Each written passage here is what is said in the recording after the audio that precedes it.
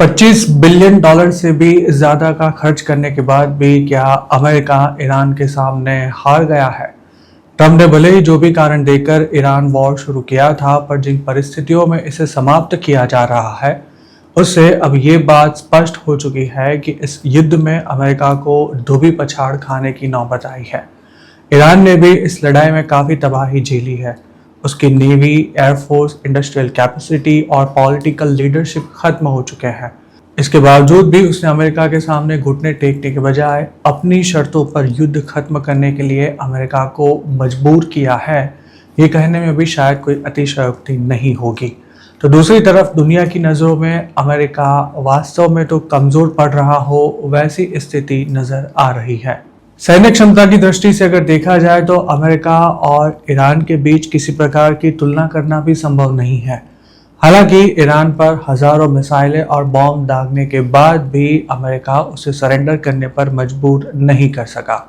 ऊपर से उसे अपने कई विमानों को इस युद्ध में गंवाना पड़ा है और काफ़ी और नुकसान भी झेलना पड़ा है।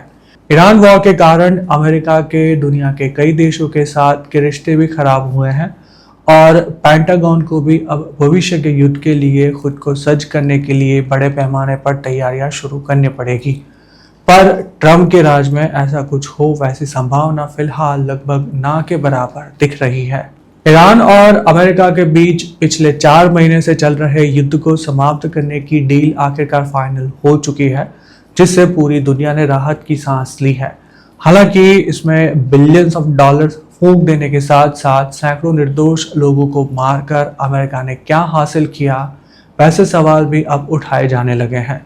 न्यूयॉर्क टाइम्स के एडिटोरियल बोर्ड ने इस संबंध में जो आर्टिकल लिखा है, उसमें तो ऐसा भी बताया गया है कि इस युद्ध में अमेरिका आर्थिक, सैन्य और राजनयिक मोर्चे पर कमजोर साबित हुआ है और इसकी कीमत आने वाले कई सालों तक चुकानी होगी।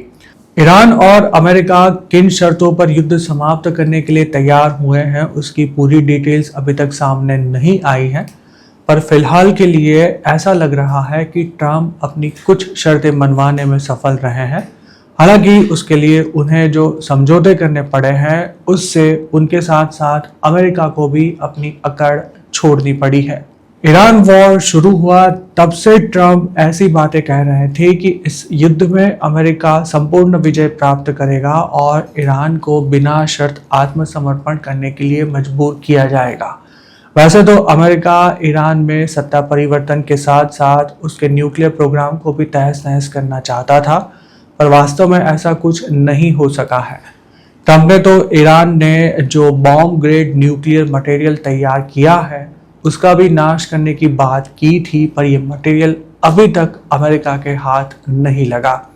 युद्ध खत्म करने के लिए अमेरिका और ईरान के बीच जिस मुद्दे पर सहमति हुई है, उसमें न्यूक्लियर एग्रीमेंट की डिटेल्स आने वाले 2 महीनों में सामने आएगी, वैसी संभावना है।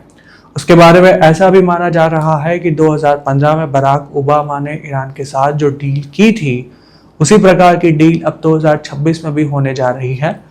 पर ट्रम्प ने ही अपनी पहली टर्म के दौरान इस डील को बिल्कुल बकवास कहकर 2018 में ही उसे समाप्त कर दिया था।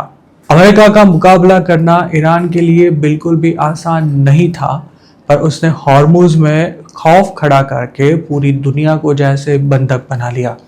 इसके कारण ईरान को सरेंडर करना पड़ेगा, वैसी बातें करने वाले ट्रम्प को खुद सीज फायर करने के साथ साथ युद्ध को खत्म करने के लिए बातचीत करने पर मजबूर होना पड़ा। अब ये युद्ध खत्म होने जा रहा है, तब सबसे बड़ी राहत की बात यह है कि हॉर्मुज की खाड़ी में फिर से जहाज़ों की आवाजाही शुरू हो सकेगी और ग्लोबल मार्केट में क्रूड के दामों में भी गिरावट होगी। उसके साथ साथ फर्टिलाइजर और प्लास्टिक समेत क्रूड से बनने वाली अनेक प्रोडक्ट्स के दाम भी नीचे आएंगे। हालांकि इस युद्ध के बाद ईरान को इतना समझ आ चुका है कि भविष्य में अगर उसके खिलाफ ऐसी कोई कार्रवाई होती है, तो हॉर्मुज को ब्लॉक करके वो किस तरह दुनिया को संकट में डाल सकता है।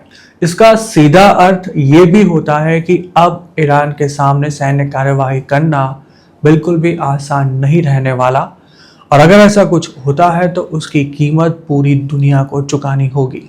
फरवरी 28 के दिन ईरान पर अमेरिका और इजराइल ने मिलकर पहला अटैक किया। उससे पहले ही ईरान की हालत वेंटिलेटर पर रखे पेशेंट जैसी हो चुकी थी। सरकार के खिलाफ विरोध चरम सीमा पर था और देश की इकोनॉमी भी जैसे खत्म होने की कगार पर थी। वॉर शुरू हुआ तब भी ईरान की हालत में कोई खास सुधार नहीं हुआ था, पर उसके सत्ताधीश अमेरिका का मुकाबला कर जनता के दिमाग में ये बात ठसाने में सफल रहे हैं कि वे देश को किसी भी मुसीबत में से उबार सकते हैं। इसके अलावा हॉर्मुज की खाड़ी को खोलने के लिए भी कोई देश अमेरिका के पक्ष में आकर खड़ा नहीं रहेगा, ये बात भी ईरान को समझ में आ चुकी है। अब तो ये सवाल भी किया जा रहा है कि अगर भविष्य में ईरान हॉर्मुज की खाड़ी फिर से बंद करेगा तो ट्रंप उसका क्या बिगाड़ लेंगे।